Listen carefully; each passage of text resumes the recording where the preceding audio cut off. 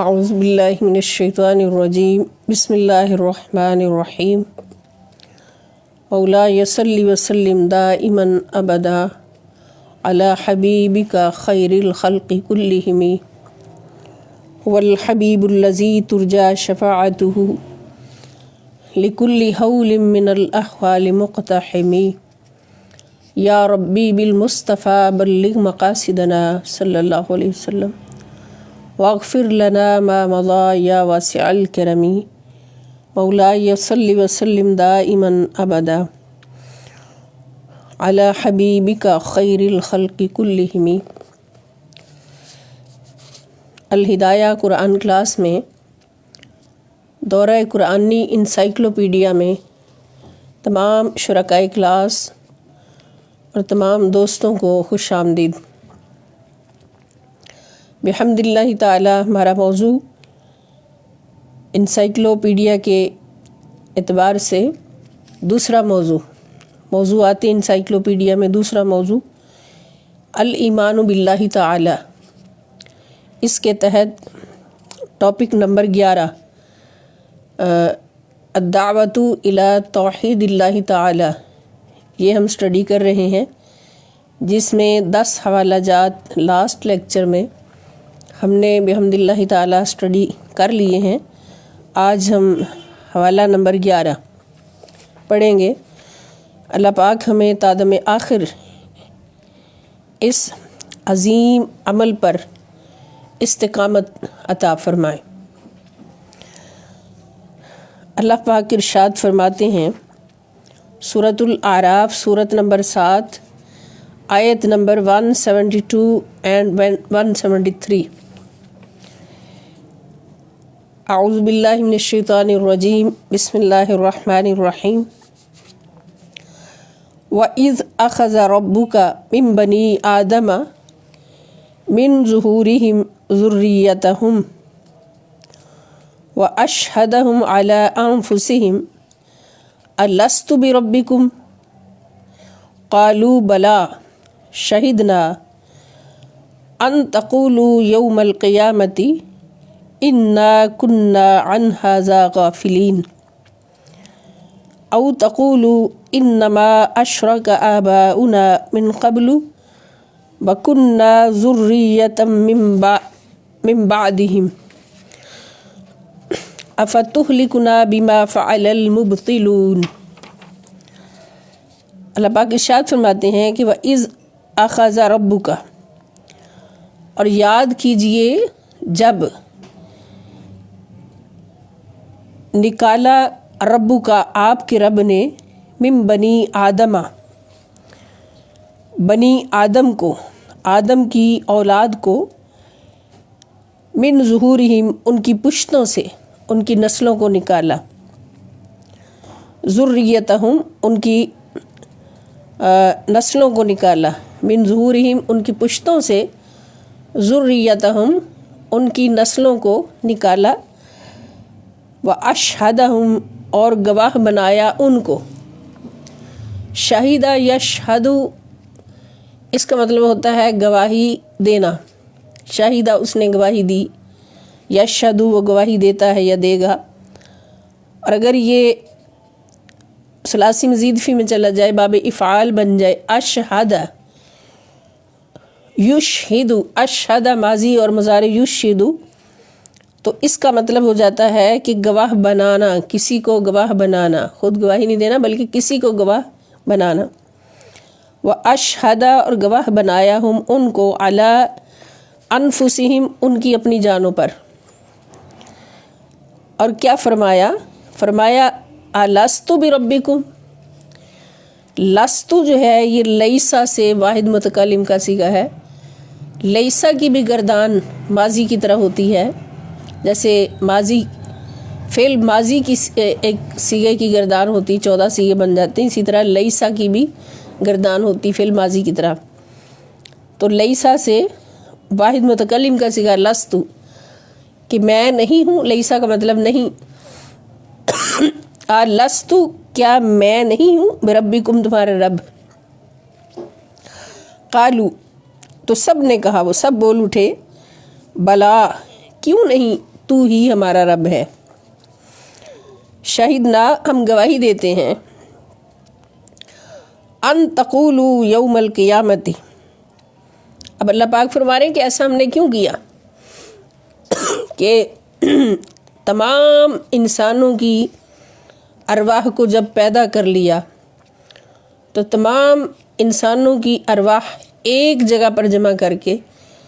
اللہ پاک نے ان کے سامنے دعوت توحید کو پیش کیا۔ سب سے پہلے اللہ رب العزت نے عالم ارواح میں تمام انسانوں کی روحوں کے سامنے دعوت توحید اللہ پاک نے دی ہے۔ یہ آیت مبارکہ ہمیں یہ بتا رہی ہے، اور پھر اس دعوت کے بعد پھر عہد لیا ان سے کہ تم مجھے اپنا رب مانو گے تو میں بھی تمہارے ساتھ وعدہ کرتا ہوں کہ اگر تم لا الہ الا اللہ پر قائم رہو گے پہلی سانس سے لے کے آخری سانس تک، اور لا الہ الا اللہ کے عقیدہ پر تمہاری جان نکلے گی، تو پھر کیا ہوگا کہ تمہارا رب بھی اپنا وعدہ پورا کرے گا کہ تمہارے لیے آخرت کو جنتیں بنا دے گا، آخرت کو تمہارے لیے ہمیشہ کے لیے آخرت میں تمہارے لیے جنتیں اور باغات اور سکون عطا فرما دے گا، اس کا صلہ عطا فرمائے گا۔ تو اللہ پاک فرماتے کہ ایسا ہم نے کیوں کیا؟ اس لیے کہ ان تقولو، ایسا نہ ہو کہ تم کہو یوم القیامتی، قیامت کے دن، انا بے شک ہم تھے ان ھذا اس سے غافلین، غافل، ہم تو اس بات سے غافل تھے، بے خبر تھے، ہمیں تو پتہ ہی نہیں تھا، ہمیں تو لا الہ الا اللہ کا پتہ ہی نہیں تھا۔ قیامت کے دن یہ نہ کہو، حالانکہ یہ وہ دعوت ہے لا الہ الا اللہ کی کہ اللہ کے سوا کوئی معبود نہیں، اللہ ہی معبود یکتا ہے، کہ اس پر اللہ پاک نے یوم الست تمام انسانوں کی ارواح سے وعدہ لیا ہے، اور سب نے وعدہ کیا ہے، سب نے، کہ اے اللہ ہم تجھے ہی اپنا رب مانیں گے، ہمیشہ لا الہ الا اللہ پر قائم رہیں گے۔ اور اللہ پاک فرماتے کہ ایسا ہم نے اس لیے کیا تاکہ قیامت کے دن تم یہ نہ کہو کہ ہمیں تو پتہ ہی نہیں تھا اس بات کا کہ اللہ ایک ہے، ہمیں تو کسی نے بتایا ہی نہیں تھا۔ او یا ایسا نہ ہو تقولو تم کہو انما بے شک اشرکا شرک کیا آباؤنا ہمارے باپ دادا نے، ہمارے آبا و اجداد نے جو شرک کیا من قبل اس سے پہلے، وکننا اور ہم تو تھے ذریتاً اولاد، من بعدہم ان کے بعد، ہم تو ان کے بعد ان کی اولاد تھے، تو ان مجرموں کی سزا ہمیں کیوں مل رہی ہے؟ آفا تہلکنا، کیا پس تو ہمیں ہلاک کرے گا؟ کیا پس تہلکو تو ہلاک کرے گا نہ ہمیں، بما اس کے سبب فعل المبتلون جو باطل پرستوں نے کیا، جو اہل باطل نے گناہ انجام دیے تو ان کی پاداش میں کیا ہمیں تو ہلاک کرے گا؟ تم یہ بھی نہ کہہ سکو۔ اب اس آیت مبارکہ سے ہمیں کیا سمجھ آئی کہ الدعوۃ الی توحید اللہ تعالی، اس کی ابتدا عالم ارواح میں ہو چکی۔ اللہ رب العزت نے سب سے پہلے دعوت دی، جس مقصد کے لیے بھیجا جا رہا تھا، انسان کو، بشر کو لباس بشر پہنا کر دنیا میں بھیجا جا رہا تھا، اس مقصد کی طرف، یعنی لا الہ الا اللہ پر قائم رہنے کی طرف دعوت جو ہے وہ اللہ تعالیٰ نے عالم ارواح میں دے دی۔ اور پھر جب دنیا میں بھیجا تو پھر ہر نبی نے، یعنی اس عہد کی یاد دہانی کے لیے اللہ پاک نے، اس عہد کی یاد دہانی کے لیے، اب یہ عہد ہمیں بھی نہیں پتا کہ ہم نے کب کیا تھا، لیکن اللہ پاک نے ہمیں یہ بتانے کے لیے اور دکھانے کے لیے کہ یہ عہد تم سب کر چکے ہو کہ لا الہ الا اللہ پر قائم رہیں گے، ہمیں یہ قرآن دیا، اور اس سے پہلے ہمیں صاحب قرآن دیا۔ پریکٹیکل قرآن دیا، اس پریکٹیکل قرآن نے ہمیں یاد کرایا، ہمیں بتایا کہ ایک وقت تھا جب تم لوگوں نے اللہ سے وعدہ کیا تھا کہ اللہ ہم تیرے سوا کسی کو اپنا معبود نہیں مانیں گے، اور پھر اس قرآن نے ہمیں بتایا، بار بار بتایا کہ تم خدا سے جو وعدہ کر چکے ہو اس وعدے پر قائم رہو۔ اور صرف اس قرآن نے نہیں، اللہ رب العزت کی طرف سے جتنی کتابیں نازل ہوئیں، جتنے صحیفے نازل ہوئے، اور جتنے انبیاء کرام تشریف لائے، سب نے اس وعدے کو یاد کروایا، ہر انسان کو، اپنی اپنی امت کو، سب کو یاد کروایا۔ تو سب سے پہلے اللہ پاک نے اس کی دعوت دی، پھر اس عہد کی یاد دہانی کے لیے اللہ پاک نے انبیاء کرام اور رسول بھیجے۔ اور اس کے باوجود اگر کوئی کہے کہ ہمیں تو پتہ نہیں تھا، ہمیں تو پتہ نہیں تھا، تو یہ بات بنتی نہیں ہے۔ سزا وہاں ملتی ہے جہاں علم ہوتا ہے۔ اگر ایک مشرک کو اتنی بڑی سزا مل رہی ہے کہ اللہ پاک فرماتے ہیں کہ ان اللہ لا یغفر ان یشرک بہ، ان اللہ لا یغفر ان یشرک بہ ویغفر ما دون ذلک لمن یشاء، کہ بے شک اللہ تعالیٰ اس بات کو ہرگز نہیں بخشے گا کہ کوئی اللہ کی ذات میں، صفات میں اور افعال میں کسی کو شریک کرے۔ اللہ جیسا سمجھے، ذات میں اللہ رب العزت جیسا سمجھے، افعال میں اللہ رب العزت جیسا سمجھے، نعوذ باللہ، صفات میں اللہ تعالیٰ جیسا سمجھے، تو اللہ رب العزت اس کو کبھی بھی معاف نہیں کرے گا، کبھی بھی نہیں بخشے گا، بلکہ اس کا ٹھکانہ جہنم ہوگا، اور اس کے اعمال دنیا میں بھی نعوذ باللہ اکارت جائیں گے، ضائع جائیں گے، اور آخرت میں بھی ضائع جائیں گے۔ وَيَغْفِرُ مَا دُونَ ذَلِكَ لِمَن يَشَاءُ، اور اس کے علاوہ جتنے بھی گناہ ہوں گے اللہ تعالیٰ جس کو چاہے بخش دے گا۔ ہر گناہ قابل بخشش ہے اللہ کی بارگاہ میں، یعنی اللہ کی بارگاہ میں ہر گناہ کی بخشش ہو سکتی ہے اللہ کی رضا سے، مگر شرک کی بخشش کبھی بھی نہیں ہو سکتی۔ تو اب اتنی بڑی سزا جس کو سنائی جا رہی ہے، اس کو سنائی جا رہی ہے جس کو پہلے علم دیا جا رہا ہے۔ عالم ارواح سے اللہ پاک نے شروع کر دیا، اور دنیا میں نبی بھیجے، رسول بھیجے، کتابیں بھیجی، اسی لیے کہ ان کو یہ بات یاد دلاتے جائے۔ اب جتنی آیات ہم نے پڑھی، ہر آیت ہمیں بتا رہی ہے لا الہ الا اللہ، لا الہ الا اللہ، لا الہ الا اللہ، کہ ایک اللہ کے سوا کسی کی عبادت نہ کرو۔ تو یہاں پر میں عرض کروں گی کہ ایک اور سوال کا جواب بھی ہمیں مل گیا کہ جس دن سبق کے دوران مرتدین کا ذکر ہوا، جن میں قادیانی سر فہرست ہیں، تو قادیانیوں کا جب ذکر ہوا کہ قادیانی جو ہیں وہ اسلام سے خارج ہیں اور ان کی سزا جہنم ہے، وہ مرتد ہیں، ناپاک ہیں، تو کسی نے اس پہ سوال کیا کہ قادیانی کا بچہ ہو، قادیانی کا بچہ ہو یا اس کے بچے کا بچہ ہو، تو وہ تو اسلام میں آیا ہی نہیں، تو اسلام سے خارج ہو کر مرتد کیسے ہو گیا؟ یعنی وہ مرتد کیسے ہو گیا؟ تو اس کا جواب یہاں پر واضح طور پہ ہمیں مل گیا کہ اللہ پاک فرماتے ہیں کہ تم بعد میں یہ بھی نہ کہو، یا تمہاری اگلی نسلیں یہ نہ کہیں کہ ہمارے آباء و اجداد نے شرک کیا اور سزا ہمیں مل رہی ہے، کہ اللہ ان کے گناہوں کی وجہ سے تو ہمیں سزا دے گا۔ تو دعوت جو ہے وہ ہر بندے تک پہنچتی ہے، اللہ کے حکم سے اللہ پاک نے یہ اہتمام کیا ہے، فرمایا پوری جہان میں، کائنات انسانیت میں۔ تو قادیانی کا بچہ قادیانی ہوگا، اور اس کا بچہ بھی قادیانی ہوگا، اور مرتد ہوگا، مرتد عن الاسلام ہوگا۔ اس آیت مبارکہ سے ہر بات واضح ہو رہی ہے۔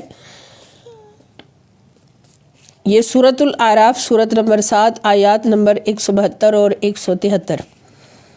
اگلا حوالہ ہے 12 نمبر حوالہ. اللہ پاک فرماتے ہیں ھذا بلاغ للناس لینذروا بہ ولیعلموا انما هو الہ واحد ولیذکر اولو الالباب. سورہ ابراہیم سورت نمبر 14 آیت نمبر 52. ھذا سے مراد یہ قرآن کی طرف اشارہ ہے. بلاغ للناس یہ کاملاً پیغام کا پہنچا دینا ہے لوگوں کے لیے. یہ قرآن کا مقصد کیا ہے کہ کاملاً یعنی مکمل پیغام جو اللہ رب العزت کی طرف سے ملا ہے وہ لوگوں تک پہنچا دینا ہے. وَلِيُنذَرُوا تاکہ ان کو ڈرایا جا سکے بہی اس کے ذریعہ سے، قرآن کے ذریعہ سے. قرآن 2 مقصد عطا فرماتا ہے کہ پورے کرتا ہے، ایک خوشخبری دینا اور ایک ڈر سنانا. اور انبیاء کرام بھی اسی مقصد کے لیے تشریف لائے کہ اللہ رب العزت کی رحمتوں کی خوشخبری دیں ایمان لانے والوں کو، اور اللہ کے عذاب سے ڈرائیں ایمان سے انکار کرنے والوں کو. تو یہ قرآن بھی لوگوں کے لیے کاملاً پیغام پہنچا دینا ہے تاکہ ڈر سنایا جا سکے اس کے ذریعے سے. وَلِيَعْلَمُوا اور تاکہ وہ جان لیں، لوگ خوب جان لیں، انما کہ بے شک ہوا الہ واحد کہ بس وہی اللہ معبود یکتا ہے. انما کہ بے شک ہوا وہی یعنی اللہ تعالی الہ واحد معبود یکتا ہے. وَلِيَذَّكَّرَ أُولُو الْأَلْبَابِ اور تاکہ نصیحت حاصل کریں دانش مند لوگ، عقل والے لوگ. اولو الالباب، لب کا مطلب ہوتا ہے عقل، لب عقل، اور الباب اس کی جمع ہے تو اولو الالباب کے معنی ہے عقل والے. اولو کا مطلب والے. یہ سورہ ابراہیم سورت نمبر 14 آیت نمبر 52. آگے حوالہ نمبر 13 سورۃ النحل سورت نمبر 16 آیت نمبر 22. الہکم الہ واحد تمہارا معبود یکتا ہے. فالذین لا یؤمنون بالآخرۃ فالذین پس جو لوگ لا یؤمنون نہیں مان لاتے بالآخرۃ آخرت پر، قلوبہم منکرۃ ان کے دل منکر ہیں، وہم مستکبرون اور وہ سرکش اور متکبر ہیں. تو اس کے اندر بھی دعوت توحید ہے. تو جو توحید کو مانتا ہے وہ ایمان والا ہے، اور جو توحید کو ماننے سے عقیدہ توحید سے انکار کرتا ہے تو وہ منکر ہے اور متکبر ہے. تکبر کی علامت ہے توحید، عقیدہ توحید سے انکار کرنا. اور عقیدہ توحید صرف یہ نہیں ہے کہ اللہ کی نشانیوں کو دیکھ کر اللہ کو ایک مان لینا. بہت سے بد مذہب لوگوں میں سے بھی ایسے ہیں کہ جو اللہ کی نشانیوں کو دیکھ کر یہ اقرار کرتے ہیں کہ لا الہ الا اللہ، ایک ہی اللہ ہے جس نے اس ساری کائنات کا نظام چلایا ہوا ہے، ایک ہی طاقت ہے جس نے ساری کائنات کا نظام چلایا ہوا ہے. اگر 2 طاقتیں ہوتی تو کہیں نہ کہیں کوئی اختلاف نظر آ جاتا، کوئی جھگڑا نظر آ جاتا، لیکن وہ کبھی بھی مسلمان نہیں ہو سکتے. یہ عقیدہ توحید ہو نہیں سکتا کہ صرف اللہ کی نشانیوں کو دیکھ کر صرف اللہ کو ایک کہا جائے کہ ایک طاقت ہے خدا. تو عقیدہ توحید کیا ہے کہ جب تک لا الہ الا اللہ کے ساتھ محمد الرسول اللہ صلی اللہ تعالی علیہ وآلہ وسلم کا اقرار نہ ہو کہ اللہ کے سوا کوئی عبادت کے لائق نہیں، اور اللہ سے ہمیں ملانے کا وسیلہ کون ہے، ہمیں ایک خدا کی طرف بلانے کا وسیلہ کون ہے، ایک خدا کی ذات کو سمجھانے کا وسیلہ کون ہے، وہ محمد رسول اللہ صلی اللہ علیہ وسلم ہے، اور ایک خدا کو ہم نے مانا ہے تو وسیلہ مصطفیٰ سے مانا ہے صلی اللہ علیہ وسلم۔ اللہ کی توحید کو اگر ہم نے مانا ہے تو کس طرح سے مانا ہے کہ زبان نبوت صلی اللہ تعالیٰ علیہ وآلہ وسلم پر اعتبار کر کے، یقین کر کے، ایمان لا کے۔ تو پھر ایمان توحید پر، اللہ کے ایک ہونے پر ایمان تب مکمل ہوگا جب پہلے رسول اللہ صلی اللہ علیہ وآلہ وسلم پر ایمان ہوگا، حضور کی ذات پر ایمان ہوگا کہ سب سے پہلی دعوت توحید ہے۔ تو اس دعوت توحید پر ایمان اور اس کی قبولیت اب ہوگی جب رسول اللہ صلی اللہ تعالیٰ علیہ وآلہ وسلم پر پہلے ایمان ہوگا۔ اور یؤمنون بالغیب کی تفسیر بھی یہی ہے کہ بن دیکھے ایمان لاتے ہیں، اور بن دیکھے کیسے ایمان لاتے ہیں کہ جو کچھ رسول اللہ صلی اللہ تعالیٰ علیہ وآلہ وسلم نے ہمیں بتا دیا، حضور کی زبان اقدس نے بتا دیا، اس کے سامنے ہمارے سر خم ہو گئے، سر تسلیم خم ہو گئے، اور ہماری جانیں بھی اس بات پہ قربان کہ جو بات رسول اللہ صلی اللہ تعالیٰ علیہ وآلہ وسلم نے ہمیں بتا دی وہ غیب کی بات، غیب جو کچھ بھی حضور نے بتایا اس سب کو ہم نے مان لیا، اور اس میں سب سے پہلے لا الہ الا اللہ کو مانا۔ تو جو اس پر ایمان لاتا ہے وہ مومن ہے، جو نہیں لاتا وہ منکر ہے اور متکبر ہے۔ یہ سورہ نحل سورت نمبر 16 آیت نمبر 22 ہم نے پڑھی۔ اب حوالہ نمبر 14 سورہ نحل آیت نمبر 36 وَلَقَدْ بَعَثْنَا فِي كُلِّ أُمَّةٍ رَسُولًا، وَلَقَدْ اور بے شک بعثنا ہم نے بھیجا، فی کل امتٍ ہر امت میں رسولاً رسول، ایک رسول ضرور بھیجا ہر امت میں، ان اعبد اللہ، ان یہ کہ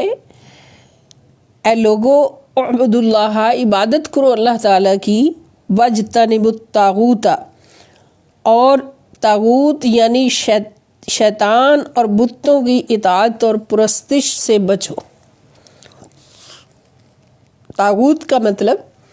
شیطان اور شیطانی طاقتیں جو بھی ہیں، اور بت جن کی اطاعت اور عبادت کرتے ہیں، ان سب سے مراد ہے طاغوت، ان کی پرستش سے بچو۔ فَمِنْهُمْ مَنْ هَدَى اللَّهُ، فَمِنْهُمْ تو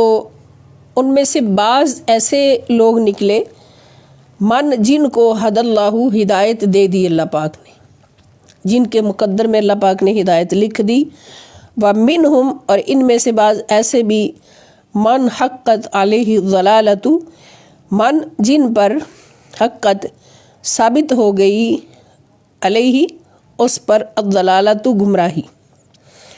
اور کوئی ایسا بھی ان میں سے نکلا جس پر گمراہی ثابت ہو گئی۔ اب یہاں پر کوئی یہ نہ سوچے کہ جس کو اللہ نے چاہا ہدایت دے دی اور جس کو اللہ نے چاہا گمراہ کر دیا، تو پھر اس بندے کا کیا اس میں قصور یا اس کا اختیار۔ تو یہ سب کچھ ہوا ہے بندے کے اعمال کے بعد، بندے کو اختیار ملا کہ یہ راستہ توحید کا ہے، یہ راستہ شرک کا ہے۔ تو اب جس بندے نے توحید کا راستہ اختیار کر لیا، عقیدہ توحید پر اپنا سب کچھ قربان کر دیا، تو اس کے بارے میں اللہ پاک نے فیصلہ فرما دیا کہ اس کے نصیب میں ہدایت لکھ دو اور اس کو ہدایت کے راستے پر چلا دو۔ اور جس نے ہٹ درمی کی، تکبر کیا، انکار کیا، ابا واستکبر وکان من الکافرین، اختیار کو غلط استعمال کیا اور اس راستے کو جان بوجھ کر چھوڑا اور غلط راستے پر ہٹ درمی میں لگا رہا، تو پھر آخر کار کیا ہوتا ہے کہ ایک بچہ بھی جب نافرمانی میں حد سے بڑھ جائے تو پھر باپ لکھ دیتا ہے کہ اس کو چلنے دو، جانے دو جدھر جاتا ہے، میرا اس کے ساتھ کوئی تعلق نہیں۔ تو یہاں پر ایک انسان جب اس کو دعوت ملی ہے اور اس نے ٹھکرا دی ہے، ایک بار نہیں ٹھکرائی، بار بار ٹھکرائی، پھر اللہ پاک نے کیا فیصلہ فرمایا کہ اس کو چھوڑ دو، جو کرتا ہے اس کو کرنے دو۔ تو ان کی قسمت میں پھر گمراہی لکھ دی گئی۔ فسیرو پس چلو تم سیر کرو فی الارض زمین میں، فانظرو پس دیکھو، کیفا کیسا، کانا ہوا، عاقبت انجام، المکذبین جھٹلانے والوں کا، کہ دیکھو جھٹلانے والوں کا انجام کیسا کیسا ہوا۔ بہت بڑی نشانی ہمارے سامنے موجود ہے، فرعون کی میت، فرعون کی ڈیڈ باڈی، کہ کتنا بڑا خدا بنا بیٹھا تھا، کتنا بڑا شرک میں مبتلا کیا ہوا تھا امت کو، تو آج اس کا حال دیکھ لیں۔ سیرو فی الارض، اللہ پاک فرماتے ہیں سیر کیا کرو زمین میں۔ اب یہاں سے کتنا بڑا سبق ہے ہمارے لیے کہ سیر کرنا زمین میں یہ اللہ رب العزت کی پسند ہے، حکم ہے اللہ تعالیٰ کا، لیکن اس سیر کا ایک مقصد ہونا چاہیے۔ جو مقصد اللہ پاک نے جس مقصد کے تحت ہمیں سیر کا حکم دیا کہ جہاں بھی جاؤ اللہ رب العزت کی نشانیاں تلاش کرو، اللہ کی قدرت کی نشانیاں تلاش کرو، اور کہیں عبرت کی نشانیاں ملے، کہیں فرما برداروں کے انجام ملے، ان میں بھی غور کرو، کہیں فرما برداروں کی عظمتیں ملیں کہ اللہ کی فرما بردار جو تھے ان کو دیکھیں کیا کیا عظمتیں نصیب ہوئیں، وہ نظر آئیں تو ان پہ بھی غور کرو، اور کہیں نافرمانوں کے انجام، برے انجام دیکھیں تو ان پہ بھی غور کریں۔ غور و فکر کرنے کے لیے، کائنات میں غور و فکر کرنے کے لیے اللہ پاک نے ہمیں سیر کا حکم دیا ہے۔ حوالہ نمبر 15، وقال اللہ لا تتخذوا الہین اثنین، وقال اور فرمایا اللہ تعالیٰ نے، لا تتخذوا نہ بناؤ، مت بناؤ تم، الہین اثنین دو معبود۔ اللہ تعالیٰ نے تمہیں فرمایا کہ دو معبود نہ بناؤ، انما ہوا الہ واحد، انما بے شک ہوا وہ اللہ، الہ واحد معبود یکتا ہے، فَإِيَّايَ فَارْهَبُونِ پس مجھ ہی سے تم ڈرتے رہو، یعنی کسی کے ڈر سے یہ نہ کرو کہ شرک کرنے لگ جاؤ، ڈر تمہارے دل میں صرف اللہ کا ہو۔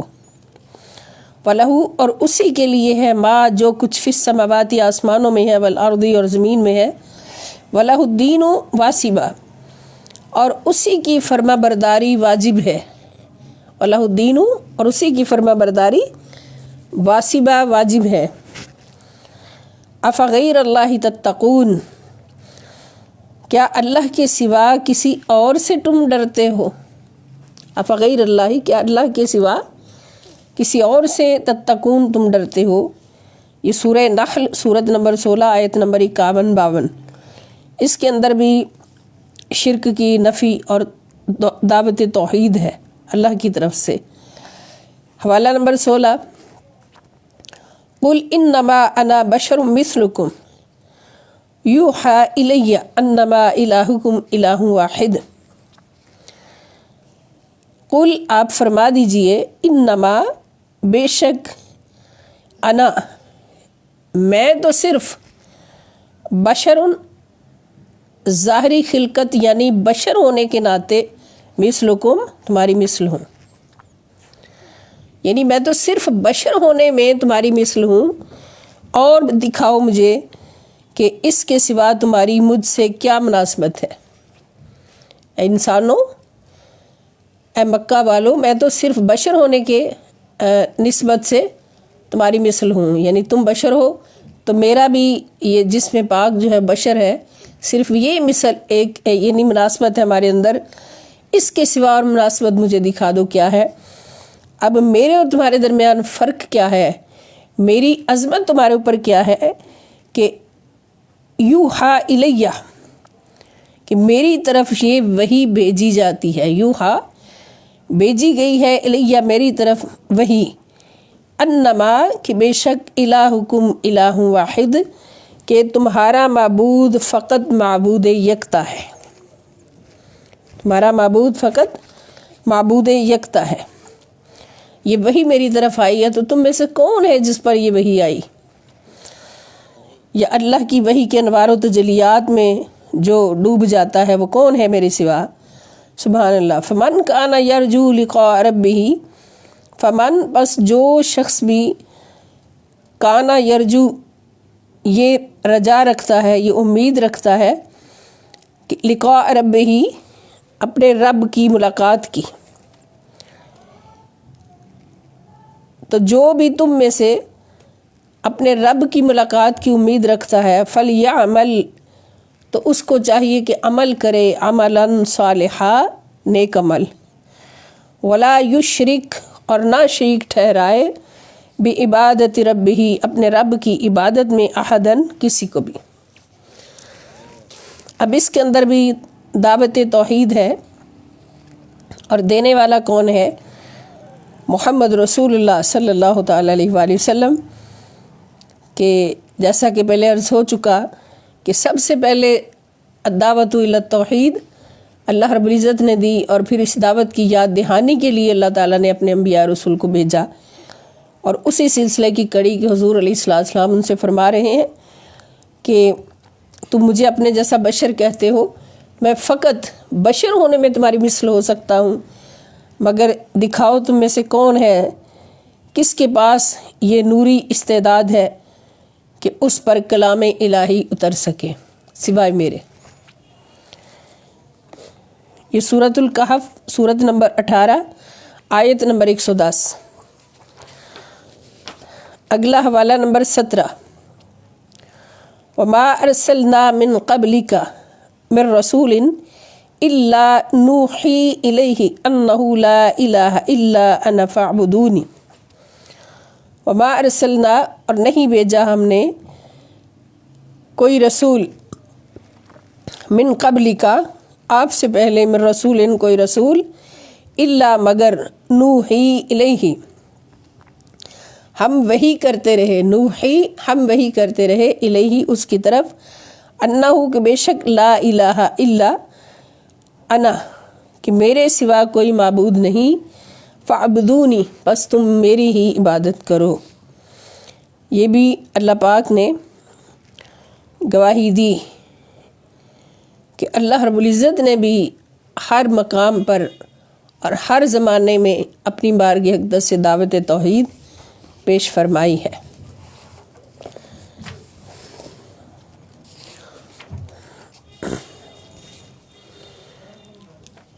حوالہ نمبر 18۔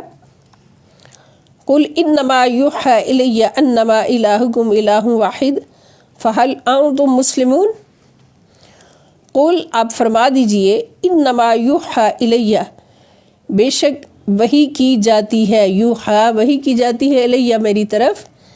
انما کہ بے شک، الہکم تمہارا معبود، الہ واحد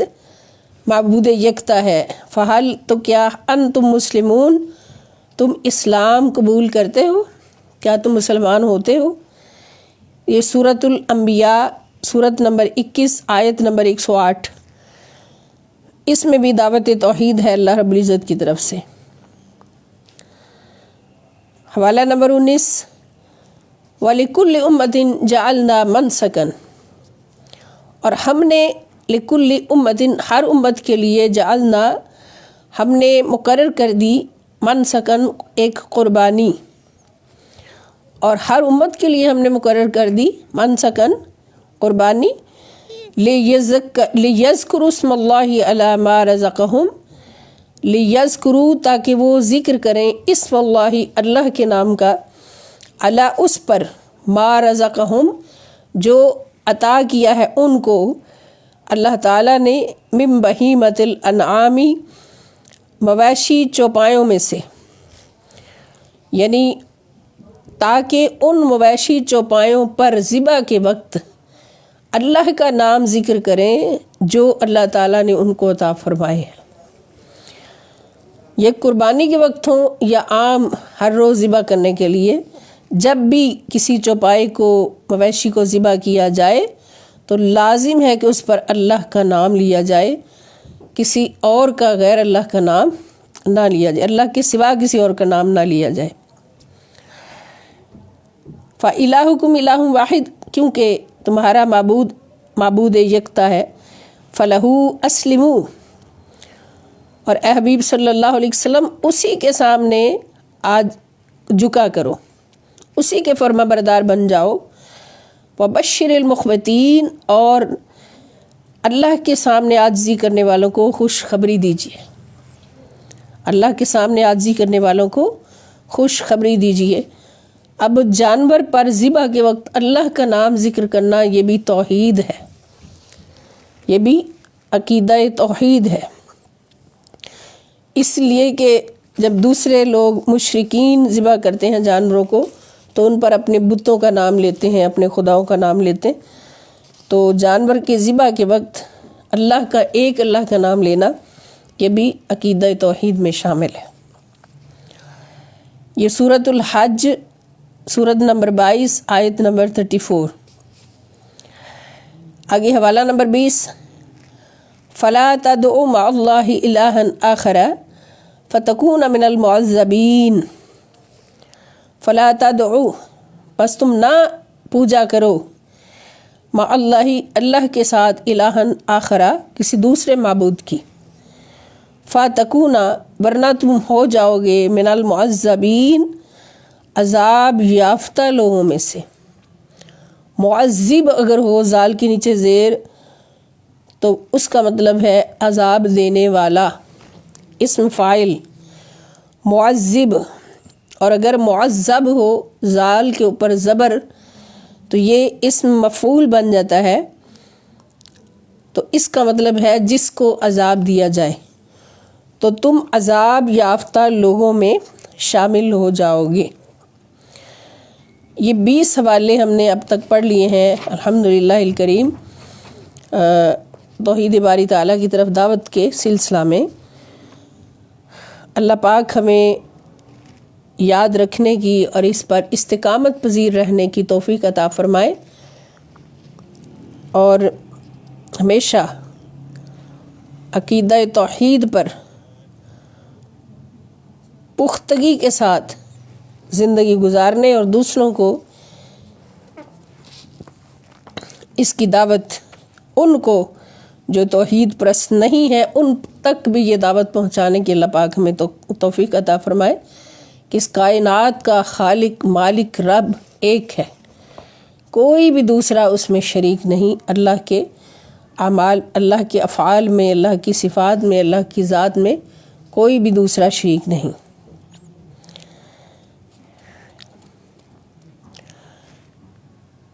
اللہ پاک ہم سب کو ایمان کے کمال پر جینا اور ایمان کی سلامتی پر مرنا نصیب فرمائے، اور ہمیں یہ سبق یاد رکھنے کی توفیق عطا فرمائے۔ تمام شرکاء کلاس، جہاں جہاں بھی دوست اس کلاس میں شریک ہوتے ہیں اور ہم مل کر قرآن کریم کو موضوعات کے حساب سے اسٹڈی کرنا چاہتے ہیں اور کر رہے ہیں، اللہ رب العزت کی توفیق سے، کرم سے، تو سب سے میں بار بار گزارش کرتی ہوں کہ جہاں اتنے اخراجات ہم برداشت کرتے ہیں، اتنے خرچ، فضول خرچیاں بھی کئی جگہ بہت ساری کر جاتے ہیں، تو ایک تھوڑا سا نکال کے، رقم کی تھوڑی سی مقدار نکال کے انسائکلوپیڈیا، قرآنی انسائکلوپیڈیا الموسوعہ القرآنیہ ایک سیٹ ضرور خرید لیں، ضرور حاصل کر لیں اور اپنی لائبریریوں میں رکھ لیں، اپنی ٹیبل پہ رکھ لیں، اور یہ مختصر زندگی کوشش کریں کہ ہم اس قرآنی انسائکلوپیڈیا سے پورا فیض حاصل کر سکیں، فائدہ حاصل کر سکیں، اور یقیناً یہ ایک بہت بڑا تحفہ ہے اس امت کے لیے، ایک انمول تحفہ ہے اس امت کے لیے۔ 14 صدیوں کے اس تاریخ میں، اسلام کی 14 صدیوں کی اس تاریخ میں ایک انمول تحفہ ہے حضور شیخ الاسلام پروفیسر ڈاکٹر محمد طاہر القادری مدّ ظلہ العالی کی طرف سے، کہ انہوں نے اتنا وقت لگا کر، اتنی محنت کر کے، کہ اس محنت کو اگر ہم سوچ میں بھی لاتے ہیں تو ہماری سوچ سے بھی بالا تر ہے، ہمارے عمل میں وہ کیسے آ سکتی ہے اتنی محنت، ہماری سوچ سے بھی بالا تر ہے، یوں کہیں کہ ایک مافوق الفطرت کام ہے جو حضور شیخ الاسلام نے حضور علیہ الصلوۃ والسلام کے خاص فیض و کرم سے اور حضور پاک صلی اللہ تعالیٰ علیہ وآلہ وسلم کی بارگاہ اقدس سے گنبد خضرا سے ایک خاص فیض حاصل کر کے یہ کام انجام دیا ہے، اور اس کے ساتھ حدیث کا انسائکلوپیڈیا بھی انشاءاللہ ہمارے ہاتھوں میں ہوگا بہت جلد۔ تو یہ اتنا بڑا کام اور اتنا بڑا تحفہ، اس کو سینے سے لگائیں، اس کو اپنے گھروں میں لائیں، خود بھی اس سے فائدہ حاصل کریں اور اپنی اگلی نسلوں کو بھی بتائیں کہ یہ تاریخ اسلام کا کتنا بڑا تحفہ ہے جو اللہ پاک نے ہمیں حضور شیخ الاسلام کے وسیلے سے عطا فرمایا ہے۔ اللہ پاک ان کی زندگی میں، ان کے ایمان میں، ان کی صحت میں اور ان کے فیوض و برکات میں کروڑوں برکتیں عطا فرمائیں۔ ان کا سایہ حضور شیخ الاسلام پروفیسر ڈاکٹر محمد طاہر القادری مدد ظلہ العالی کا سایہ بہت دیر تک ہمارے سروں پر، اس امت مسلمہ کے سروں پر اللہ پاک قائم و دائم رکھیں، اور ان کے فیوض و برکات سے ہر لمحہ ہماری جھولیاں بھرتی رہیں اور ہمارا کام چلتا رہے۔ وما علی الا البلاغ، والسلام علیکم ورحمۃ اللہ وبرکاتہ، وإلی اللقاء ان شاء اللہ تعالی۔